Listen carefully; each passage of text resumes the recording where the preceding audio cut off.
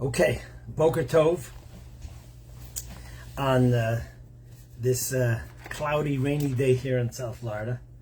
Definitely have been experiencing some really hot days. Yeah, but it's Florida. So again, Boker Tov. Let's start the class with some tzedakah, with the mitzvah of tzedakah, as we always do. I hope some of you are already busy spending some time with your dads. First, let's say a bracha here on the delicious gift that Hashem has put into creation with a cup of coffee. Baruch. Remember to answer Amen. Make your own blessing if you're sitting with a cup of coffee. Baruch Ata Adonai Eloheinu Melech Haolam Sha'akol Niya B'Dvaro. Yeah. Okay. So I think today we might do a little bit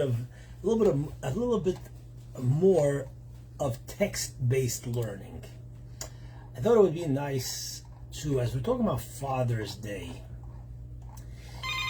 as we let me answer this and then let me turn this off so it doesn't disturb us. Okay, so we as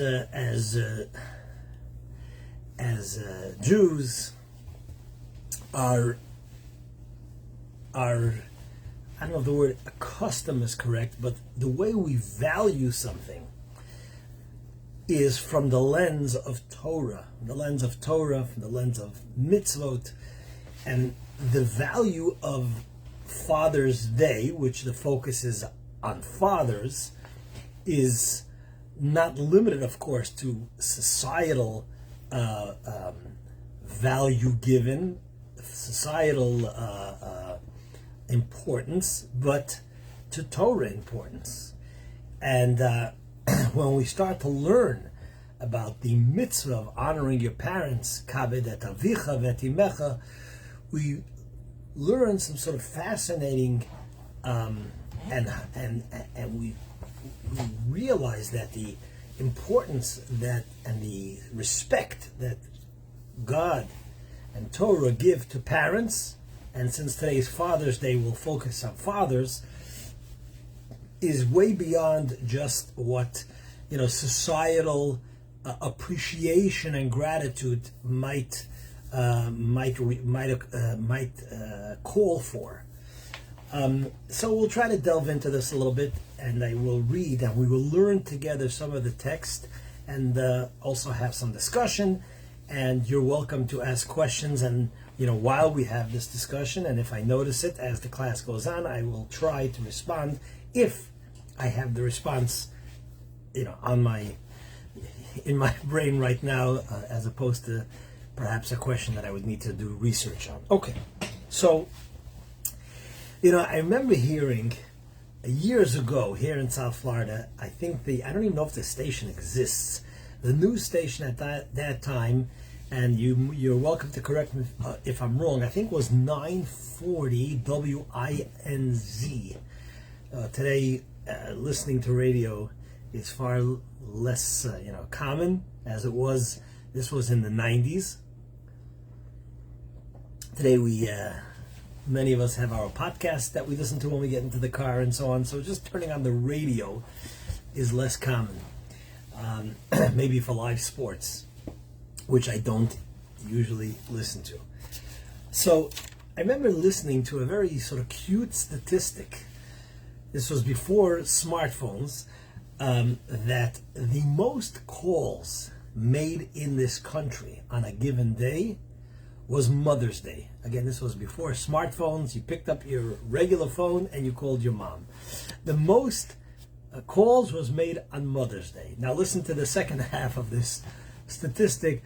For those of us sort of in my generation, perhaps a little bit younger, some of you listening might not even remember what a collect call is. If you know it, if you remember what a collect call is, go ahead and give us a thumbs up. So the interesting and cute statistic was most calls on Mother's Day, most collect calls were made on Father's Day.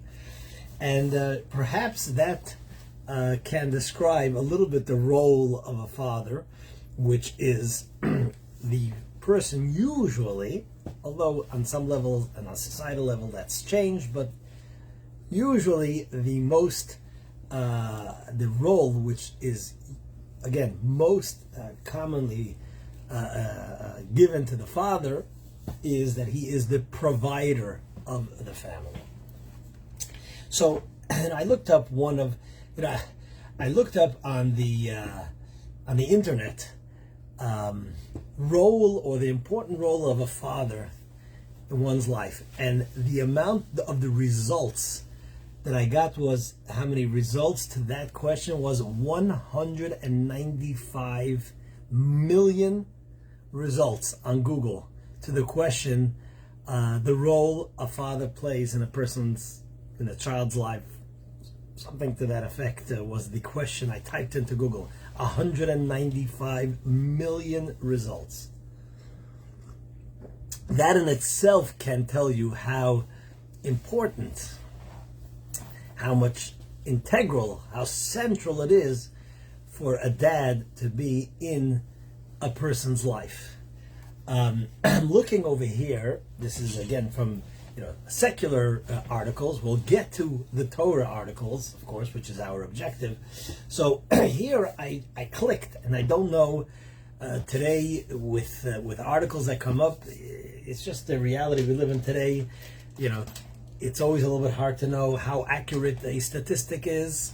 Everybody has, I don't know if everybody, but many have an agenda, and what are they leaving out?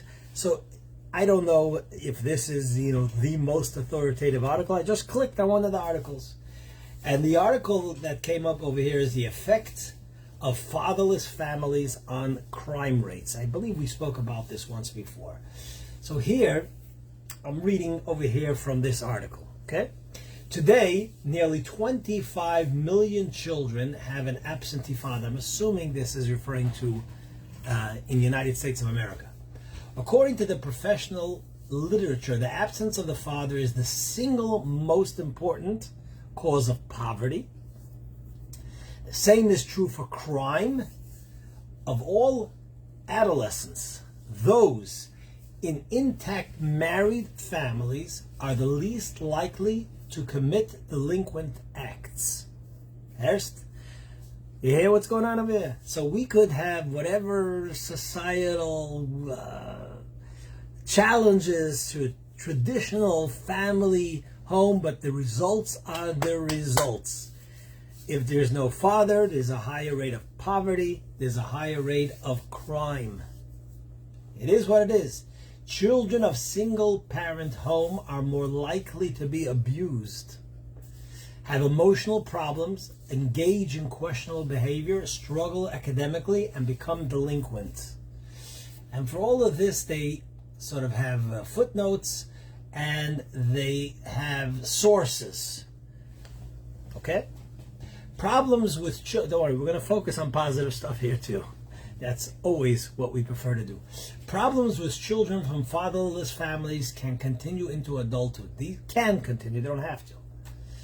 I grew up in a home where my father passed away, although I was fortunate that my mom remarried and I was raised by my stepdad. These children are 3 times more likely to end up in jail. Listen to this. These children are 3 times more likely to end up in jail by the time they reach age 30 than are children raised in intact families, and have the highest rates of incarceration in the United States. Okay? Okay, it's a whole article. So,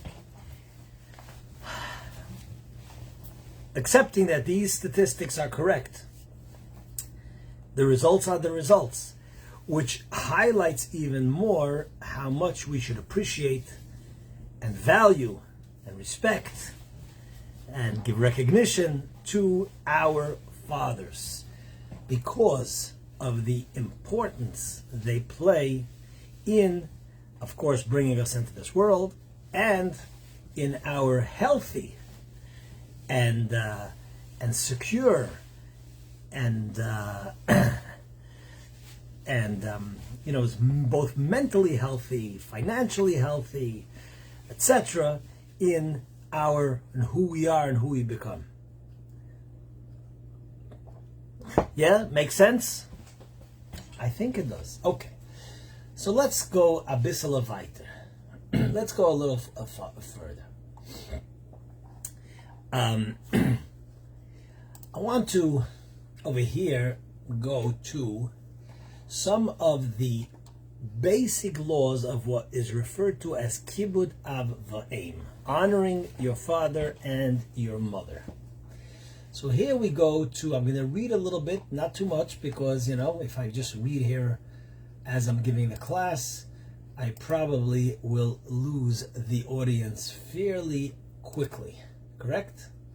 My dear friends, I do not want to bore you. I know I once saw a Garfield cartoon sticker which said, "I think I'm tired, I need some sleep, I will go to class," so that you get some sleep. So, while you're welcome to Gay Schlafen as you're listening to this class, I would rather you don't. Okay, so let's go over here.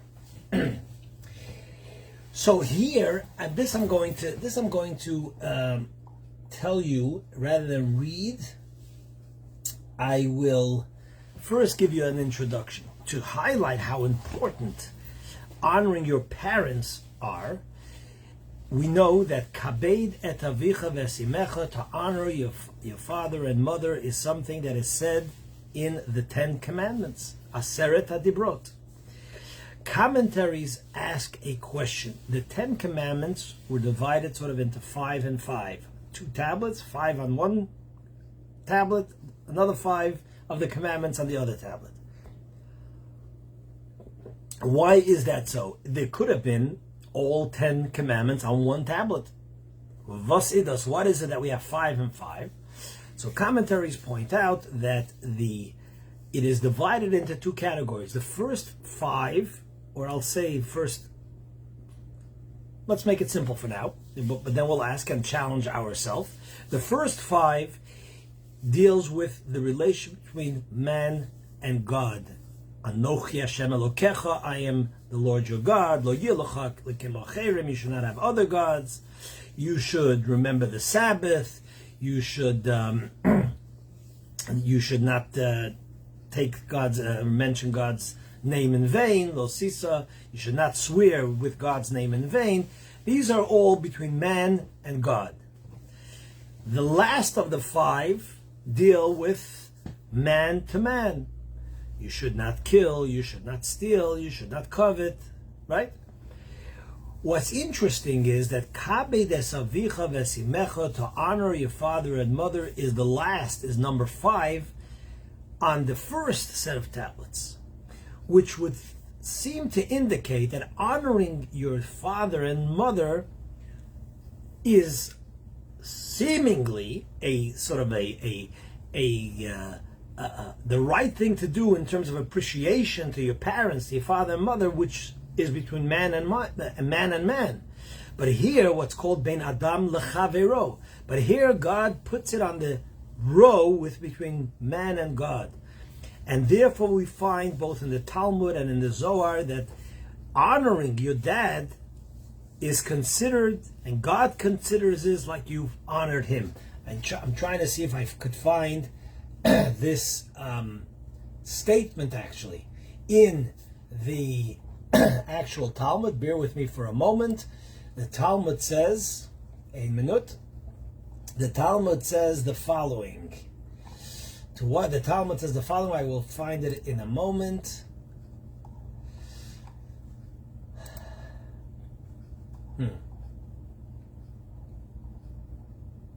Stay with me over here.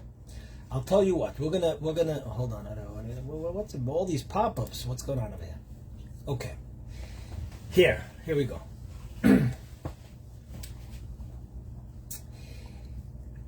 I'm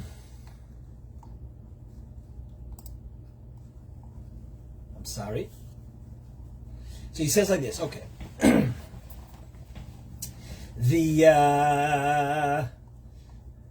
For this reason, okay, here we go. Okay? For this reason, God accounts honor shown to parents as though it was shown to himself. And conversely, the neglect to honor parents is regarded as an insult to God. This is from the Mechilta, the Medrash. The famous Mechilta is one of the classical Midrashim on the book of Exodus.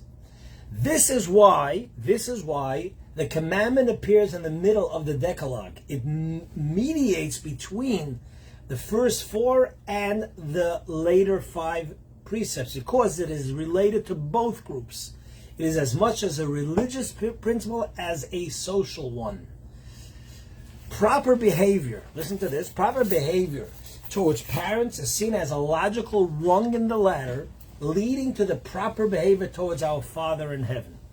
The reason for this is, as explained, is because honoring your parents is also honoring the partnership that your parents have with Hashem, with God Almighty, in creating us. The Talmud says there are 3 partners in the creation of man: Father, Mother, and God. Father and Mother primarily provide the body.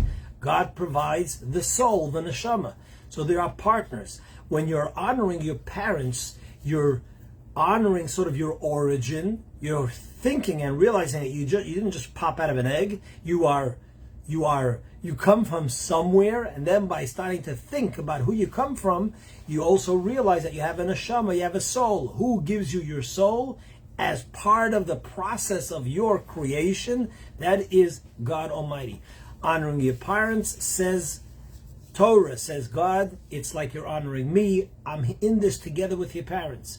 And when you start to look back of who and how you were created, you start thinking about your soul, you start thinking about who your soul came from, and therefore you start thinking about God, and this is all intertwined. And therefore, and we mentioned this in the question, are there limits to honoring your dad or mom? Do you have to honor them when they abuse you? So I'm going to get to that, but I will say, not an extreme case of abuse, which is problematic, and there are limits in honoring a parent who abuses you. I will get to that. But since the reason for honoring our parents is not just a social one, because my dad took good care of me, he spent quality time with me, he played baseball with me, he took me out to the park, or whatever it is, right? What happens if he did not do that? What happens if your parent was always busy working? Or what happens if your parent was not a dedicated father or a dedicated mother? You still have a biblical obligation, because it's also a religious obligation, not just a social one, which gives much more weight and importance to the mitzvah of honoring your parents. There are actually specifics, like everything in Jewish law, in Torah, there are specifics of what your obligation is in terms of honoring your parents. The Torah uses a term, kabed, honor your parents, and the Torah also says, ish imo v'aviv tira'u, you should fear your mother and father. And this has actually a halachic, practical expression. The Talmud and Jewish law enumerates what are the specific obligations that a child has to the parent. Father's Day. You know, Judaism does not have a Father's Day. So it's a good day of celebration. The Judaism is not against Father's Day per se, but as the old expression is, in Judaism, every day is Father's Day. L'chaim, l'chaim. But Father's Day, or our honoring of fathers, is not just about, okay, Dad, let's go out to the restaurant. There is a serious obligation that we have towards our parents. And the Talmud, as every mitzvah in the Torah, and honoring your parents is an actual mitzvah. It's not just a nice, warm, fuzzy thing. There's a mitzvah. Mitzvahs have specifics. Just like kosher has specifics. You have to slaughter the slaughtered animal. A pig is not kosher. There's very specifics. Every mitzvah has its specifics. Honoring your parents and fearing your parents has a mitzvah. Fear over here is more as awe. So the Talmud sort of quantify specifically. To honor your parents, says the Talmud. Let me actually give you the actual words from the Talmud or Jewish law. Okay? So he says like this. Here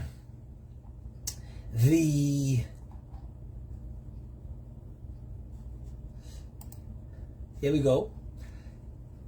Honoring your parents. So this is what constitutes honor. This is a quote from where? Where is this quote from? It's a quote from the Code of Jewish Law. Okay? What constitutes honor? One must provide them with food and drink. Okay? I want you to understand this. You have a biblical obligation to provide your father and mother with food and drink. I'll explain that in a moment. Clothing and garments, to conduct them home and take them out. Something is wrong with this sentence. Rise before them, this is all part of honor, and must provide them with all their needs cheerfully. Even if one should feed them daily the most delectable foods, this is a quote from the Code of Jewish Law, but does so with ill grace, one incurs divine punishment. And conversely, if one makes his father do hard labor, but the intention is good, meaning to save him from a worse fate, and you do so because you have no choice, and he appeases his father by showing him the intention is good, one inherits the world to come. Also, one must perform for parents all such services as a servant performs for his master, and one is duty bound to render personal services even at a personal expense. To what length should the duty of honoring parents go? Even were they to take his purse full of gold and cast it into the sea in his presence, he must not shame them, manifest grief in their presence, display anger, but accept that the divine decree with the word. So let's analyze this. Let's take this apart for a moment. I want to highlight this importance, by the way. I think it would be safe to say, my dear friends and listeners over here, if I asked you the following question, give you 10 seconds to respond. What is more of an obligation for you to provide for your children or for you to provide for your parents?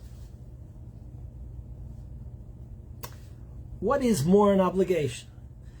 I'm going to repeat the question so that if you have the time to respond with a comment right now, I would be interested to hear what you think. What is more an obligation? Is it for you to provide for your children or for you to provide for your parents? 10, 9, 8, 7, 6, 5, 4, 3, 2, 1. So, two of you, Lucy and Sam, answered the question and answered correctly. We would, and our natural tendency and our behavior is usually that we first provide for our children. Now, yes, if our parents have the means and they are able to afford, then yes, your children come first because your children are totally dependent upon you. But what happens if your parent does not have the means? Your parent does not have the means, and that can be that happens. You know, they retired, they had extra expenses, some things occur. And all of a sudden they do not have food to put on the table. You have a biblical obligation which precedes your obligation to feed your kids, to take care of your parents. This is very practical and real in many homes where parents are struggling. It is your obligation. It's not a kindness. I mean, it's also kindness, but it's not just a kindness. It's not just something you do out of your good heart. It is your obligation. So, sometimes children, feel they deserve a pat on the back. Do you feel you deserve a pat on the back when you provide cereal, breakfast and a scrambled egg for your child in the morning? No, it's my obligation. It's life. It's my responsibility. It's your biblical, godly responsibility to take care of your parents. And here specifically, the mitzvah is to such an extent. Now, there is a mitzvah also, and of course, clothing, shelter, and so on. It's difficult. It's difficult to have your parents in your home at an old age. It's difficult. Is that an obligation? Your 2-year-old is also very difficult. This is tough, sensitive stuff. Now, if you can provide for your parents by putting them in to a proper living place where they're comfortable and treated with dignity and so on, yes, you are going to be fulfilling your mitzvah. But God forbid to leave them on the street and they have nowhere to go, that is your obligation, biblical obligation. Let's move on from that. There's a mitzvah to fear your parents, which means you're not allowed to interrupt them when they're speaking. You're not allowed to disagree with them. Just saying, Dad or Mom, you're wrong. This is basic Jewish halakha said in the code of Jewish law. If your father or mother says something that is wrong, there's a respectful way that the code of Jewish law, taken from the Talmud, you have to say, Mom, Dad, I think you taught us something differently. Or perhaps, there is a different way to approach this. It has to be said respectfully. You can't just say, I disagree, you're wrong. Besides that this is the right thing to do, a family where there is a healthy respect for parents is not only beneficial and correct for the parents, it is a healthy family. It's a healthy human being that's growing up and will in turn pass that on to the next generation. Healthy families are that has a father and a mother, because each have their role, is something that's critical, and peace in the home, shalom bayit, critical for raising healthy children. We live in a time when a lot of this is being challenged, and the results are catastrophic in the moral decline of the next generation. Yes, if you are a product of that kind of upbringing, you can break out of it. You can reverse course. You can buck the trend and make the right decisions, but it takes a lot more effort. But as a father and a mother, our first obligation is to make sure that we are a proper dad and mom. But today, the class is more our relationship to our father and why we appreciate our father and mother, because of the critical role that our father plays in the discipline that's needed so that we don't grow up spoiled and enabled, in the moral teachings that are needed, in the respect of hierarchy that is needed in the proper development of a human being. All this is what we need to appreciate in dad. I remember hearing from Dennis Prager, wrote a book called he wrote a book on the Bible, on the Torah. I do not remember right now the title of the book. My recall is not as good as it used to be. Maybe if I give myself a little clap in the cup, it'll download. But so he points out, and I'm not sure that I agree with his actual translation, but the point is a valid point. He points out the Torah says, "Kabed es avicha v'esimecha." The Torah says, "Honor your father and mother." The Torah does not say, "Love your father and mother." With a fellow friend, it says, V'ahavta l'reacha kamocha. You should love your friend as you love yourself. But with parents, it says, honor your parents. So, he points out that, and I did not read the article, I just heard himself repeat this thought in one of his podcasts. So he points out the Torah says kabed, not love, because sometimes we don't love our parent, just based on the relationship, the chemistry, how they treated us. We just don't love our parent. And that's why the Torah says you still have an obligation to honor your parent. And he talks about his own experience that he saw from his dad. He says he had a grandmother who was very difficult. And I'm hoping I'm repeating this correctly because I'm talking about someone that everybody knows, and I don't want to, I don't want to speak lashon hara. I don't want to speak something that's not true. But he said this publicly, and if I remember correctly, I'm repeating what he said properly, accurately. So he says his grandmother was very difficult. Was very difficult, but nevertheless, he remembers as a child that every single day his dad would call his grandmother, and his grandmother would get on the phone, and she was difficult. Okay, he says basically my father would put the phone down on the table, and she would rant and rave and kvetch and complain and critique and whatever it is. He wouldn't respond. It would go on, and then before the phone call ended, he would pick it up and say, "Mom, I love you." And this went on every single day. I know I'm dealing with my mom. Should be well. She's elderly. She's frail. And I speak to her. She lives in New York. I speak to her multiple times a day. And very often, she can't hear what I'm saying. I have to shout. It's almost comical sometimes where I have to shout for her to hear me. And it's frustrating, but you do what you got to do. In Yiddish, betut was medarf ton. And if I don't call her for a day, how come I never hear from you? So that's what parents are. We do what we have to do for parents. Kabed es avicha, mom or dad. And as mentioned in the beginning of this class, it's beyond just what they did for us.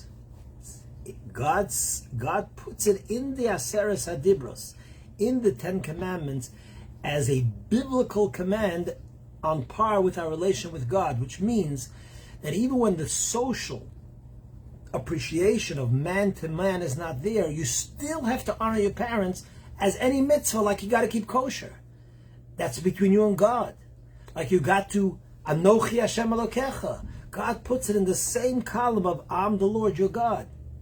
That's not a social obligation because of what our parents did to us. That's a religious obligation that goes beyond, even when I cannot necessarily identify something besides bringing us into this world that my parents did for me.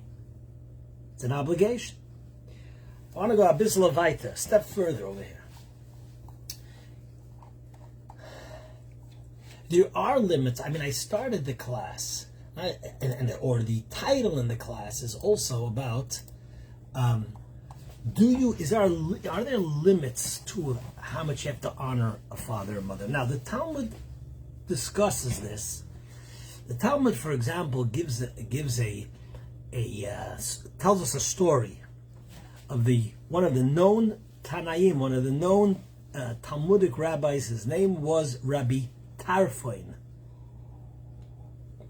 If you learned in yeshiva, you have heard of Rabbi Tarfon. If you haven't learned in yeshiva, you might know Rabbi Tarfon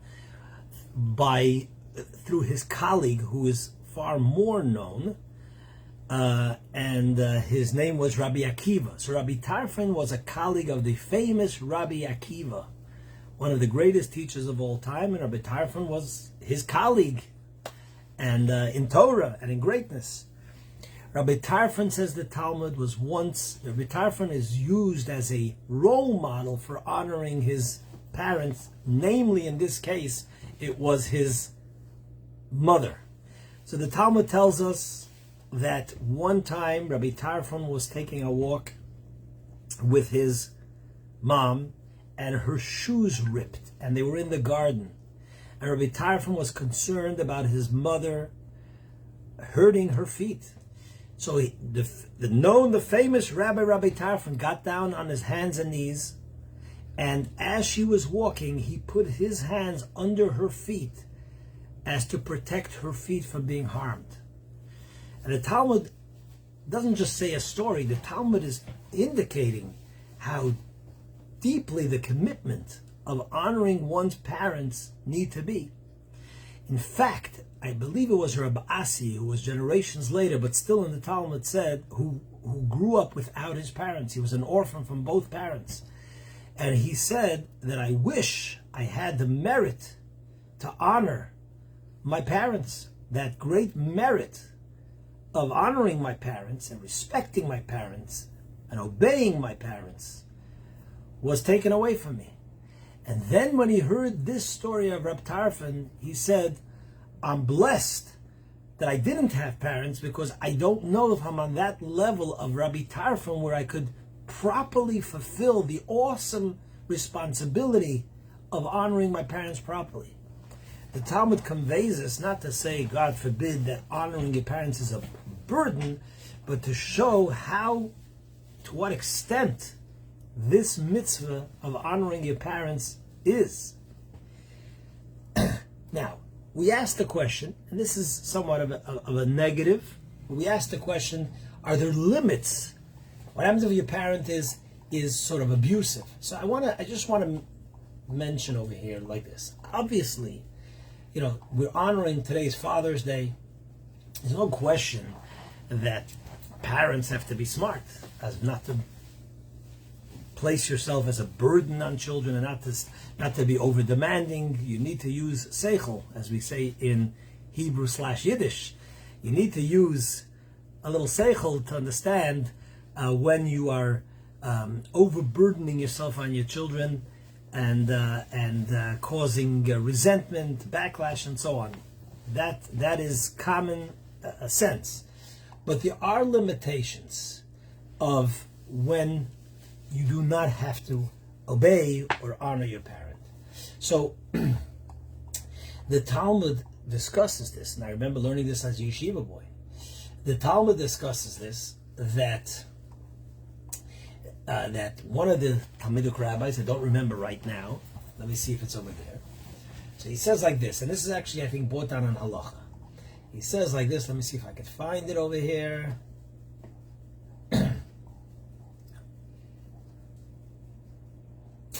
The Talmud over here says of a story of a parent that was sort of mentally very unstable, and the child felt that the rabbi felt that he cannot be properly with his parents just because of the mental instability. And the Talmud says that at that point, he definitely cannot be disrespectful. If I remember correctly, the Talmud said that you should appoint someone to look after your parents, and you can and have the right to leave town so that you don't have to have that painful interaction and possibly violate the mitzvah of kibbud avim by not being able to fulfill all their demands because they are mentally unstable. I will also say that in Jewish law there's a limit. Your parents can't just order you around. You are obligated to do something for your parents if it's something that is a direct benefit to them. So if your parents say to you, could you please make me a cup of coffee? You have an obligation to make them a coffee. I mentioned a couple of weeks ago a beautiful story, so it just triggers in my mind. I want to share it. This is not so much about honoring parents, but about a husband honoring his wife and a cup of coffee. So I'll share it. Where a son was relating that his dad every single morning would bring a cup of coffee to his mom upstairs in their apartment, their home where they lived. And he says he remembers every morning the father would fill up a cup of coffee, but the father had an illness. I don't know if it was Parkinson's. The father had an illness. His name was Dr. Shapiro, the father, and his hands would shake. And by the time he got upstairs, like half the coffee would spill. I guess this was before they had coffee covers. He would bring up the mug, full thing, but it spilled on the way up on the carpet. The stairs was a stairs covered with carpet. And he says that even after his parents passed away, they never changed the carpet in the home, because all those stains in the carpet was a beautiful reminder to the family of the love and dedication that dad had for mom. However, if your father or mother ask something of you that is not to their benefit but to someone else, they say, you know what, I want you to serve my friend, you are not obligated to do so. So it is something that is for their personal benefit, then you have the obligation. Just giving you some of the sort of the technical, and sometimes could have its practical places where this affects. Okay. Must one honor a parent who tells you to transgress Torah? So since, in other words, a parent says to you, we're going to the restaurant, and this is, believe it or not, more common today, where sometimes parents are not religious, they're not Torah observant. Their children have become Torah observant, they become Balei Tshuva, they repent, they have come back to the traditions of their parents, grandparents or great-grandparents, because we all come from religious homes. If we're Jewish today, most likely, overwhelmingly, in our ancestry, 2 or 3 or 4 generations back, we are descendants of observant Jews. And let's say your parent is not from what we call, and they want to have dads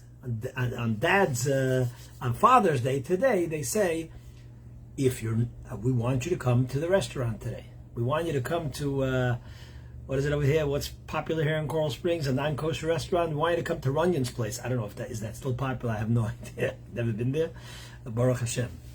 And a Jew doesn't belong in Runyon's place. That's the fact. It's not kosher. But the father and mother say, honor your father. It's Father's Day. This is my favorite spot. And all the kids are coming. And we order you as parents to respect us. It's a mitzvah in the Torah. Who says that kosher is a more important mitzvah than honoring your parents? So here, the Torah, the Talmud, Jewish law tells us very clearly, this is the limiting aspect that comes about from the fact that honoring your parents is not a social obligation, it's a godly, religious obligation.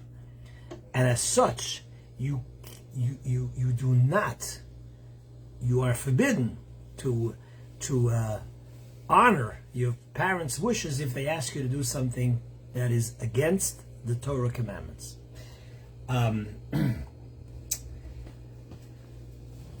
Must I honor my parents to lose money? So, I'm going to read here from, again, the Code of Jewish Law. In general, as long as the parents can afford it, the cost of honoring one's parents, which includes feeding, clothing, and caring for them, are covered by and can be taken from the parents' resources. However, if the parents can't afford to cover their living expenses, but the child can afford it, the child is obligated to support his parents.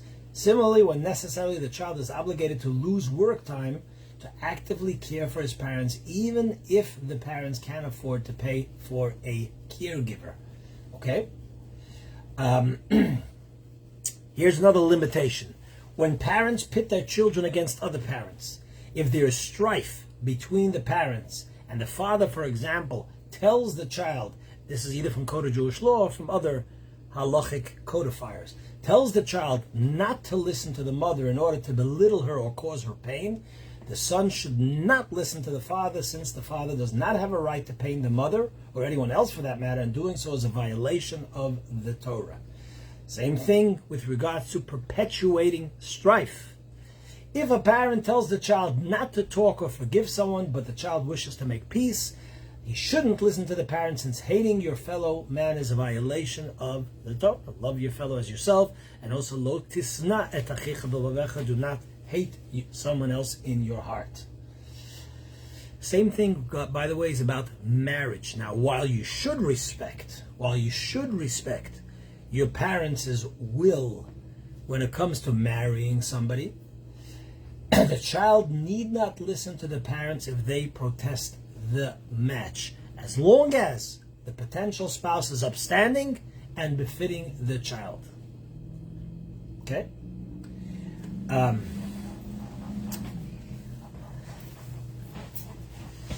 Let's conclude over here.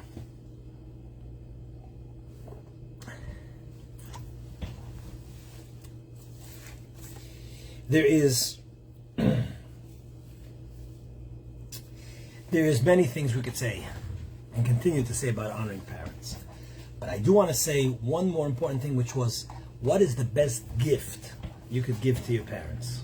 What is the best gift? So here, let me go over here also to, let's go back here, and I want to read this here from our holy sources. Give me a moment, and I will read this for you. This is directly taken from either Maimonides or from the Code of Jewish Law. Okay? And this is, because what is the best gift? Is the best gift a tie? Is the best gift to go ahead and, by the way, there's a question over here, do I need to honor my mother-in-law? So, what do you think? Yes or no? Of course you need to honor your mother-in-law. What's even the question? Okay, let's get over here. I want to find this. No, I missed it, looks like, so bear with me. Sorry. Where to go? Okay, here. What is the best gift? Is the best gift the most expensive gift? I was in a jewelry store this past Friday. I went to help some Jews with putting on films. I went to a jewelry store, and they had a bracelet. I believe it was a men's bracelet. It was, in my opinion, totally ostentatious. Am I being heard? If this class, hold on a second. Did you hear me? I guess you heard me because I didn't see for anything, but okay. I guess I think you hear me. You probably don't hear me as well because the mic is not connected, and now you'll hear me a little bit better. Tell me if you hear me better. You should hear me better now. Oh, I'm a shlamazel sometimes. Okay, you probably hear me better. Give me a thumbs up if you hear me better. I hope the class, you heard me until now, well enough at least. But you should hear me better now. Okay, so I was in this jewelry store. There was a bracelet there that was weighed, I don't know what kind of weight. It was like really heavy, ostentatious. I asked the person how much this bracelet cost. They said it's about $60,000. Nicht farmir, as they say in Yiddish. First of all, I would have to do a lot of, wrist exercise in order to be able to wear that without being dragged down. So what's the best gift you could give your father? Nice tie, a new smartphone, a nice car. What's the best gift you could give your father and mother? But let me read from the Code of Jewish Law, or from Maimonides, from the Talmud. I want to read, and then I'll finish off with a little anecdote, and then you can go, if you haven't yet done, go give your father the greatest honor he deserves. Above we said, okay.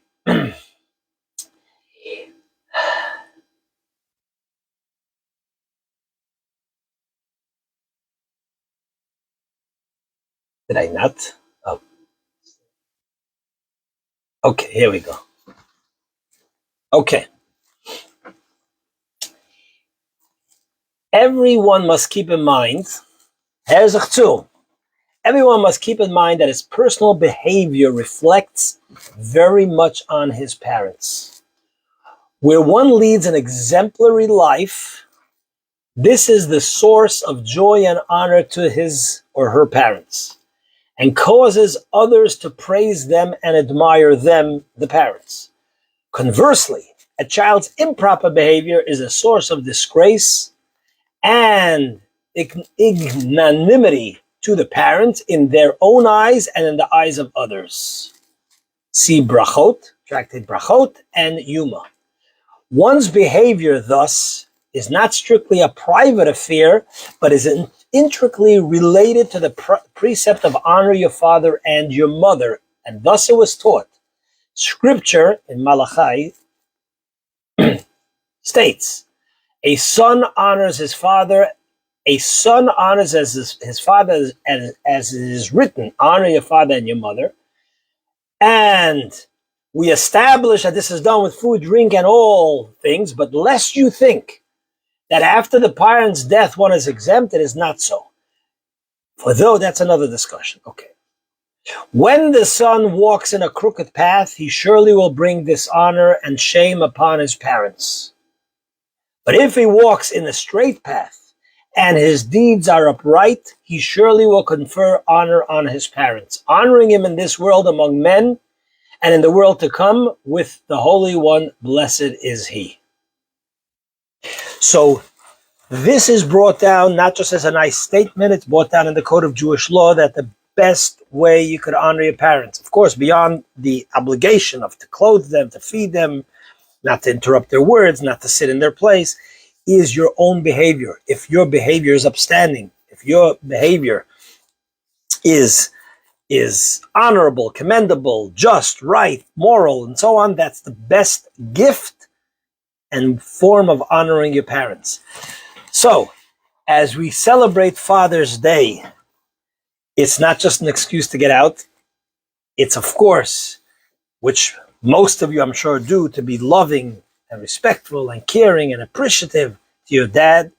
But remember that the best gift, the best, most meaningful gift, both on a human level and on a real soul level, in addition to whatever gifts you might get him, a phone, a pen, a tie, a watch, whatever it is your personal behavior is the best gift to follow in your father's footsteps, who was hopefully a good man, an upstanding man. That is the best gift you could give to your parents. I want to conclude with something in our childhood. We always grew up with this part of Chabad history. The Rebbe Menachem Mendel Schneerson, leader of world Jewry, was a very, very busy man. I remember hearing, I don't know if it's accurate or not, that after the President of the United States, the Rebbe received the most letters from the U.S. Postal Service on a daily basis from people throughout the world, primarily Jews, but also Gentiles, who would write to the Rebbe for counsel, for blessing. And nevertheless, when the Rebbe's mother, who passed away in 1965, I believe,